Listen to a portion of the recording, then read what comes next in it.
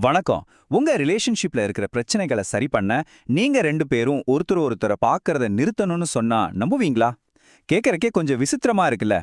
ஆனா இது ரொம்பவே சக்தி வாய்ந்த ஒரு வழி. வாங்க, சேவையின் மூலமா ஒரு உறவை எப்படி குணப்படுத்தலான்னு விரிவா பார்க்கலாம். சரி, இந்த ஒரு கேள்வியோட ஆரம்பிக்கலாம். உங்க உறவை சரி பண்ணணும்னா, நீங்க உங்க பார்ட்னர் மேல கவனம் செலுத்துறத விட்டுட்டு, வேற எங்கேயாவது கவனம் செலுத்தணும்னு சொன்னா எப்படி இருக்கும்? என்னடா இது சம்பந்தமே இல்லாம இருக்குன்னு தோணுதா? ஆனா, இந்த முழு அலசலோட மையக்கருவே இதுதாங்க. வாங்க இதுக்குள்ள இன்னும் கொஞ்சம் ஆழமா போலாம். முதல்ல நம்ம எல்லாரும் பொதுவா மாட்டிக்கிற ஒரு பொறி பத்தி பேசுவோம். அதுக்கு பேரு தான் சுய கவனம். அதாவது நம்மள பத்தியே யோசிச்சுக்கிட்டு இருக்கிறது. ரிலேஷன்ஷிப்ல வர்ற பெரும்பாலான பிரச்சனைகளுக்கு ஆரம்ப புள்ளி இதுதாங்க. இப்ப பாருங்க, சண்டைகள் எப்போ பெருசா வெடிக்குது?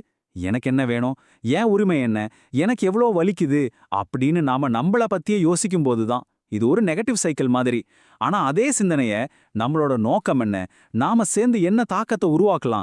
நம்மளோட சந்தோஷம் எதுல இருக்குன்னு மாத்தி பாருங்களேன். மொத்த எனர்ஜி ஃப்ளோவும் அப்படியே மாறும்.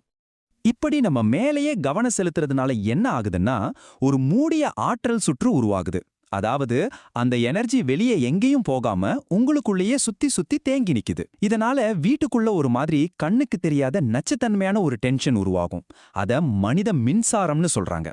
அந்த இடமே ரொம்ப